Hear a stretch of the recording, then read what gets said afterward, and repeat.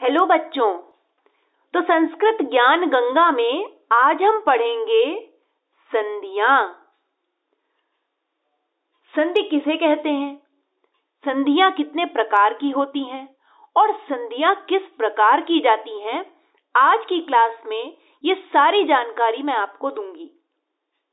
सामान्यतः संधि शब्द का अर्थ मेल या जोड़ होता है। दो वर्णों के संयोग से जो विकार उत्पन्न होता है अथवा उनमें जो परिवर्तन आता है उसे संधि कहते हैं। जैसे एक उदाहरण द्वारा इसे समझ सकते हैं। जैसे मैंने लिखा शिव धन आलय, इसके मेल से जो शब्द बना वो बना शिवालय, तो इसे कहेंगे संधि। एक अन्य उदाहरण देख लेते हैं, विद्या प्लस अर्थी। अब जब इसे जोड़ेंगे तो इसके मेल से क्या बनेगा, इसके मेल से शब्द बनेगा विद्यार्थी। अर्थात दो वर्णों के मेल से उनमें जो परिवर्तन होता है उसे संधि कहते हैं। मुख्य रूप से संधियों के तीन भेद होते हैं। किस प्रकार, आइए देखते हैं। संधियों के तीन भेद इस प्रकार से होते हैं। पहला है स्वर संधि, दूसरा है व्यंजन संधि और तीसरा है विसर्ग संधि।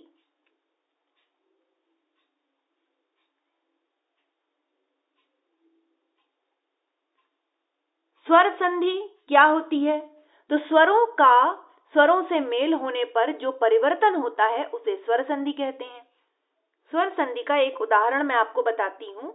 जैसे रमा धन ईशः, ये स्वर है यहाँ रमा में अंत में बड़ा आ है और ये उसके आगे बड़ी ई, इनके मेल से शब्द बनेगा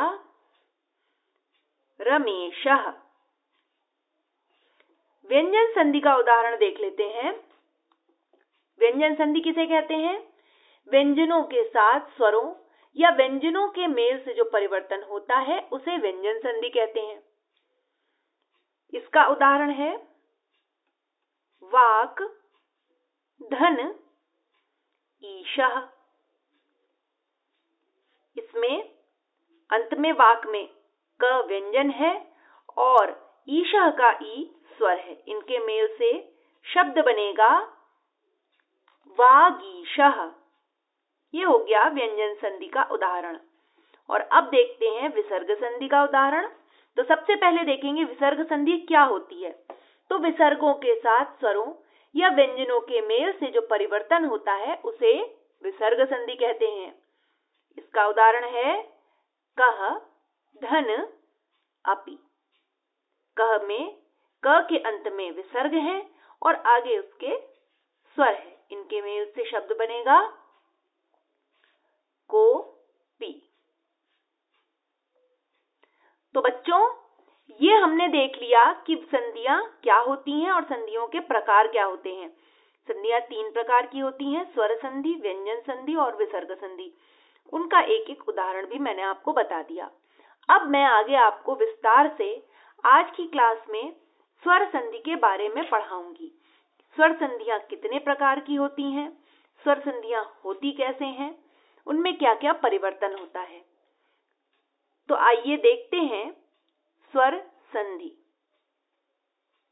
स्वर संधि को समझने के लिए हम एक फूल बना सकते हैं।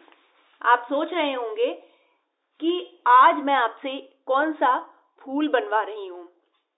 तो देखिए बच्चों, इसको याद रखने के लिए हमें सबसे पहले ये ट्रिक आजमानी होगी। सबसे पहले एक सर्किल बनाइए, उसके अंदर एक छोटा सर्किल, यहां लिखेंगे स्वर संधि।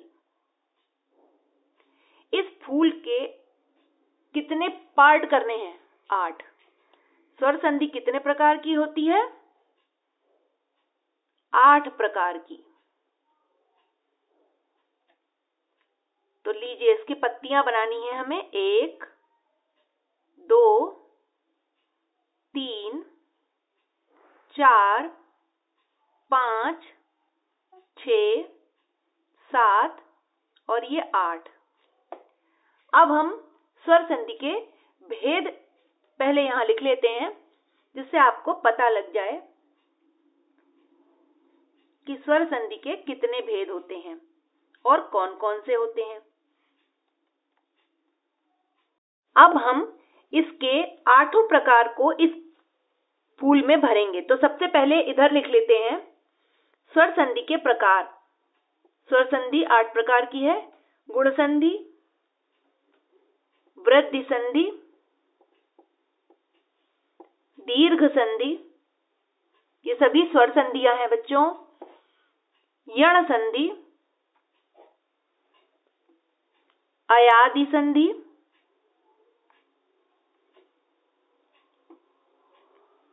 पर रूप संधि, पूर्व रूप संधि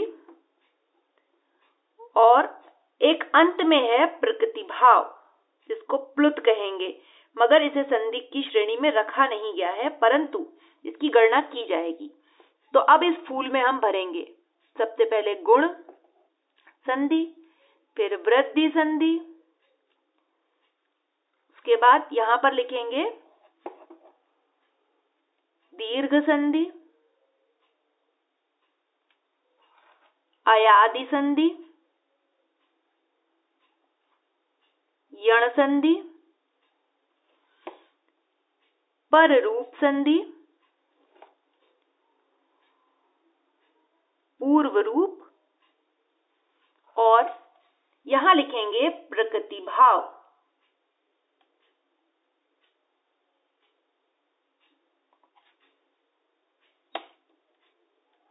तो बच्चों, इस प्रकार ये अष्टदल पुष्प बना के हम स्वर संधि के 8 प्रकार को याद रख सकते हैं।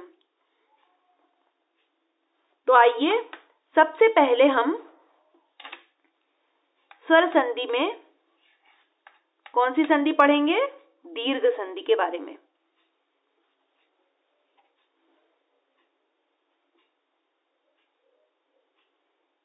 दीर्घ संधि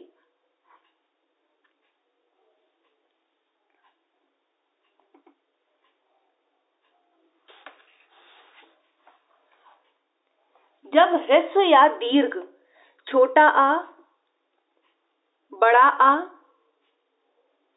छोटी ई, बड़ी ई, छोटा ऊ, बड़ा ऊ, री या फिर बड़ी री के आगे क्रमशः समान जाति के ह्रस्व या दीर्घ स्वर आए तो दीर्घ संधि होती है। अब इसे किस प्रकार समझना है, ये मैं आपको बता देती हूं। इसको समझने का बहुत ही सरल तरीका है। इसकी एक प्रक्रिया है और एक तालिका भी है, ये आप बना लीजिए तो आपको कभी भी इसमें कोई कंफ्यूजन नहीं होगा। देखिए, इस प्रकार इसको लिख लेंगे, छोटा आ प्लस छोटा आ बराबर बड़ा आ, छोटा आ प्लस बड़ा आ। याद रखने के लिए ये बहुत ही अच्छा तरीका है, इससे आपको कभी संधियां गलत नहीं होंगी। बड़ा आ प्लस छोटा आ भी बड़ा आ, और बड़ा आ प्लस बड़ा आ तो बड़ा आ होगा ही। इसी प्रकार छोटी ई प्लस छोटी ई बड़ी ई, छोटी ई प्लस बड़ी ई बड़ी ई, बड़ी ई प्लस छोटी ई बड़ी ई, और बड़ी ई प्लस बड़ी ई बड़ी ई। इसके अतिरिक्त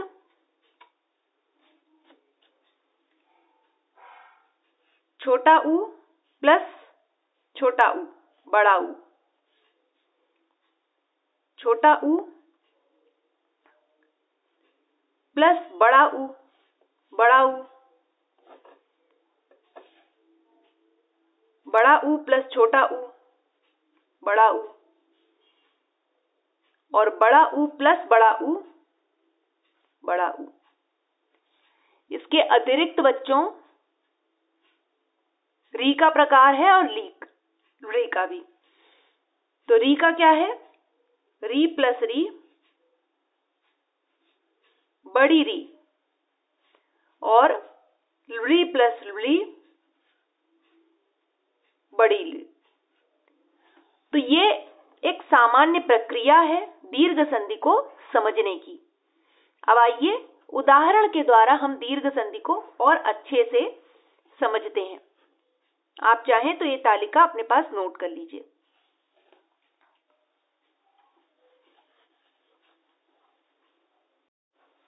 उदाहरण के द्वारा हम दीर्घ संधि को इस प्रकार समझ सकते हैं। देखिए, पहला उदाहरण है मुर प्लस अरी। यहां पर मुर में अंत में छोटा आ है और छोटे आ के आगे फिर छोटा आ है। जो प्रक्रिया मैंने बताई थी उसमें सबसे पहला है, तो छोटा आ प्लस छोटा आ क्या हो गया? बड़ा आ। शब्द क्या बना इनके मेल से? मुरारी। अब आगे देखते हैं। पाठ धन आरंभ। इसमें क्या है? पाठ में छोटा आ थ और ये बड़ा आ। तो छोटा आ प्लस बड़ा आ मिलके क्या बना? बड़ा आ। तो शब्द क्या बनता है? पाठारंभः।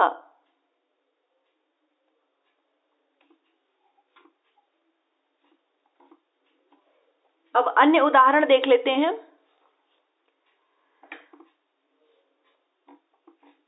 कवि धन इंद्रः। कवि में क्या है? छोटी ई और इधर भी छोटी ई है, तो छोटी ई प्लस छोटी ई मिलके क्या बनेगा? बड़ी ई। शब्द क्या बना? कवींद्र। कुछ और उदाहरण भी बच्चों देख लेते हैं।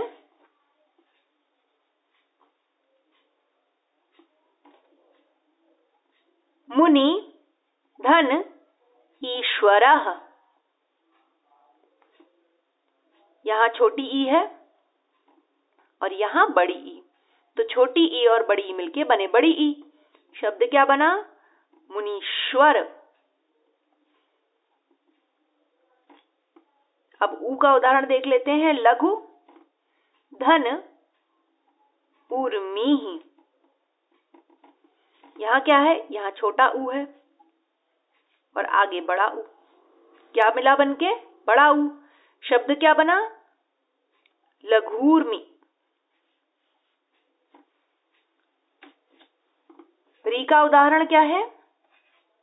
पितृ धन ऋणम।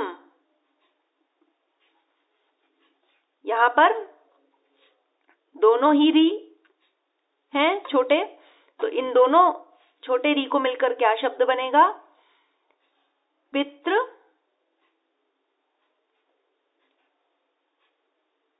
ऋणम, पितृणम। तो ये थे दीर्घ संधि के उदाहरण। अब हम सीखेंगे इसके बाद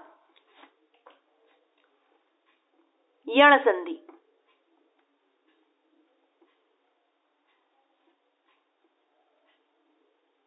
यण संधि क्या होती है, किस प्रकार बनती है, मैं आपको बताती हूं।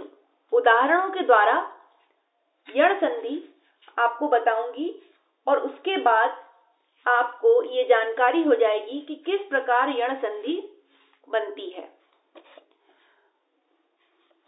तो ई उ री री के स्थान पर यण य व र ल हो जाता है। यण संधि का नियम क्या है?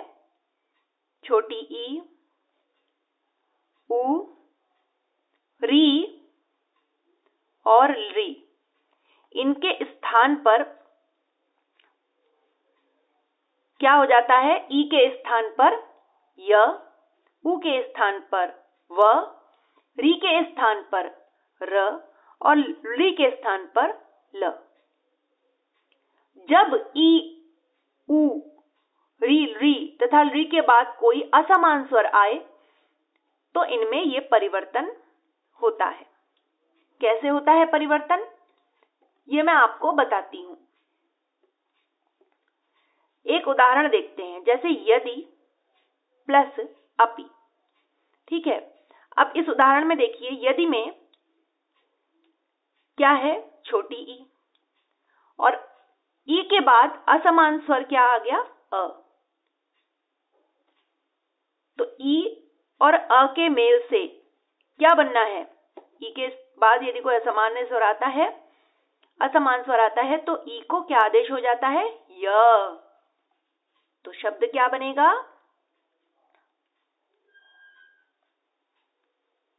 यद्यपि। अब यद्यपि को हम द्य ऐसे लिखेंगे। द्य जो होता है इसमें द और य होता है। यदि का द और इसकी छोटी ई और अ मिलकर बन गया य, तो शब्द बना यद्यपि। इसी प्रकार एक अन्य उदाहरण देखते हैं, इति प्लस आदि। ये सारे शब्द हम अपने रोजमर्रा के कामों में प्रयोग भी करते हैं और पढ़ते भी हैं। देखिए कितने सुंदर तरीके से ये शब्द बने हैं। इति में छोटी ई है और आगे असमान स्वर बड़ा आ है, इनके मेल से क्या बनेगा, य। अब य में बड़ा आ है इसलिए या आएगा, तो क्या शब्द बन गया, इत्यादि।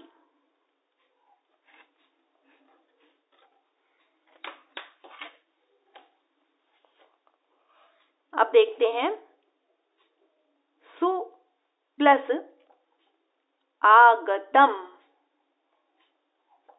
यहां पर क्या है, छोटा उ, आगे असमान स्वर बड़ा आ, इन दोनों के मिलने से क्या बनेगा, उ प्लस असमान स्वर मिलके क्या बनेंगे, व।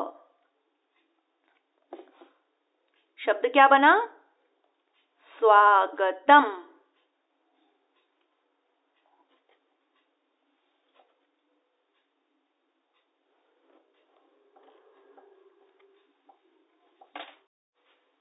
अब री का भी उदाहरण देख लेते हैं, पितृ धन आदेशः। पितृ में री है और आगे है बड़ा आ, दोनों मिलके क्या बनेंगे, र। शब्द क्या बना, पित्रादेशः। यहां त में र है इसलिए यहां पर त और र मिलके बनते हैं त्र।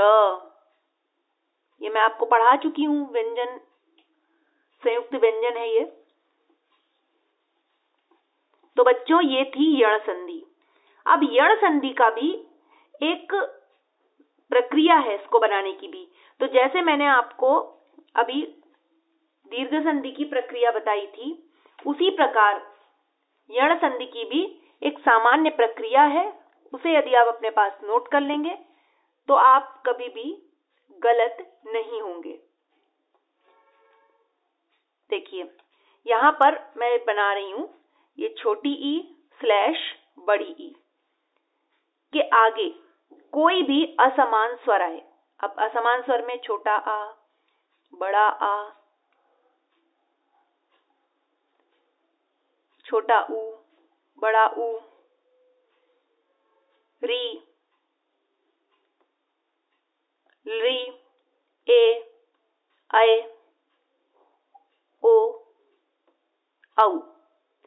ये कोई भी असमान स्वर आता है तो इसके जुड़ने से क्या बनेगा, य।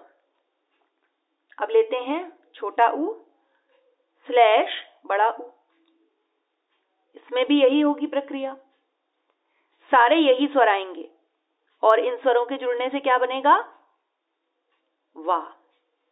उसके बाद री और बड़ी री, के आगे भी यही सारे स्वर आएंगे। क्या बनेगा? र। और री, बड़ी री के बाद यही सारे असमान स्वर आएंगे, बनेगा ल। तो ये है यण संधि की प्रक्रिया।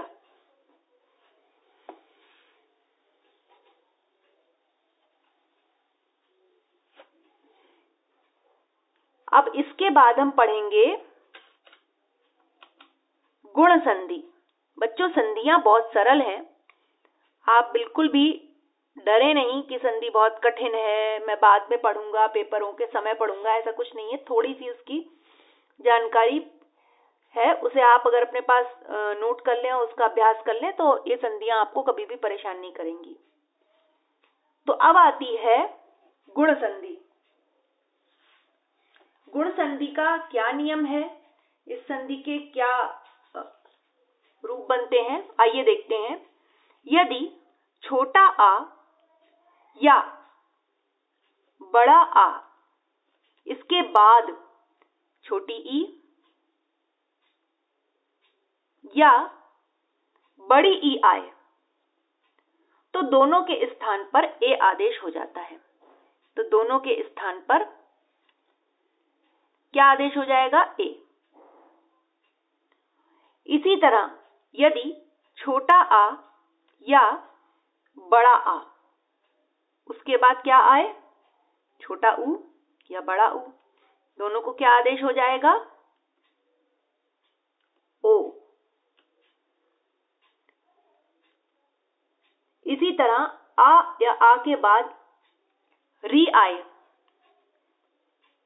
आ या आ के बाद री आए तो उसको क्या आदेश होगा? अर। इसको आदेश होगा अर। बस यही नियम है गुण संधि का, बहुत सरल है, इसमें कुछ भी ऐसा कॉम्प्लिकेटेड नहीं है। तो आइए इसको अब मैं आपको उदाहरण के द्वारा स्पष्ट करती हूं। तो गुण संधि का उदाहरण देख लेते हैं। देखिए, देव धन इंद्रः, यहां पर छोटा आ गया और इधर आ गया ई। नियम क्या था? छोटा आ और ई दोनों मिलके क्या बनेंगे? ए। शब्द क्या बना?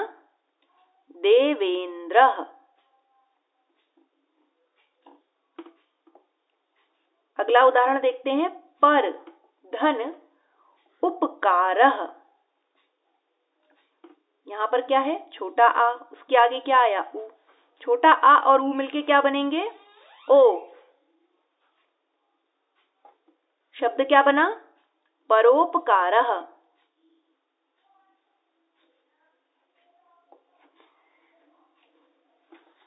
कुछ अन्य उदाहरण भी देख लेते हैं। देव धन ऋषि, ये सब शब्द आपने सुने होंगे, ये सब रोज के ही बोले जाने वाले शब्द हैं।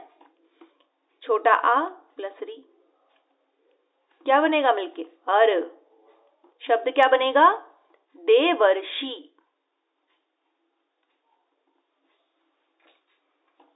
एक और शब्द है तव धन लकारः ऋकारः, छोटा आ धन री। शब्द क्या बना? इनके मेल से क्या बनेगा? अल। शब्द क्या बना? तवल